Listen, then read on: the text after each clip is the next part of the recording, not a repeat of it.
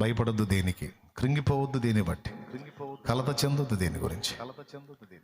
సమస్య నీకు రాకముందే సమాధానాన్ని సిద్ధపరిచిన దేవుడు నా దేవుడు. నేనైతే అదే అనుకుంటాను బ్రదర్. నాకు ఈ సమస్య వచ్చిందంటే దీనికి పరిష్కారం ముందే సెట్ చేస్తాడు కదా, ఎందుకంటే నన్ను ప్రేమిస్తాడు. నేను ఆయన ప్రియమైన బిడ్డని.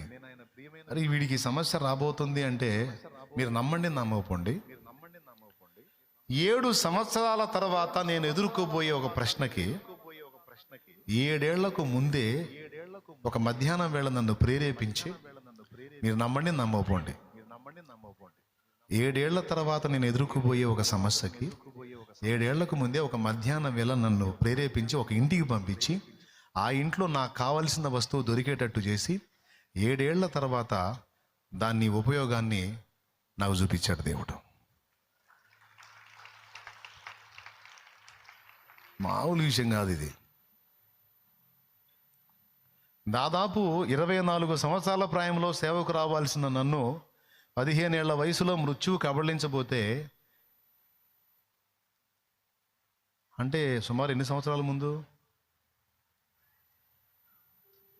అయ్యొక 5, ఈ ఒక 4, 9 ఏళ్ల తర్వాత ఆయన ప్రణాళిక నా మీద నెరవేర్చాల్సి ఉంది.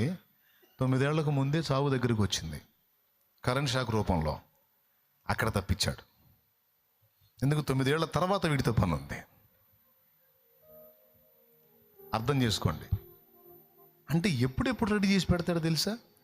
మీరు 6 నెలల తర్వాత నన్ను ఒక ప్రశ్న అడుగుతారంటే 6 నెలలకు ముందే ఆ ప్రశ్న నాకు వచ్చేటట్టు చేసి జవాబు రెడీ చేసి కూర్చుంటాడు ఆయన.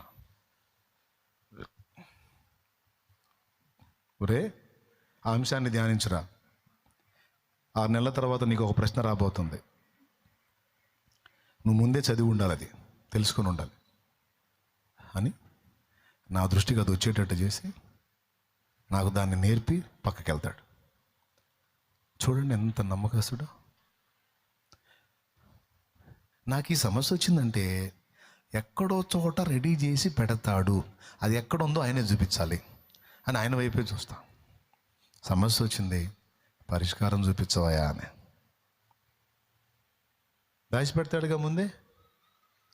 ఎదుగోపో అంటాడు. అట్లా ఎన్ని పొందానో నా దేవుడి దగ్గర, ఎన్ని పొందానో.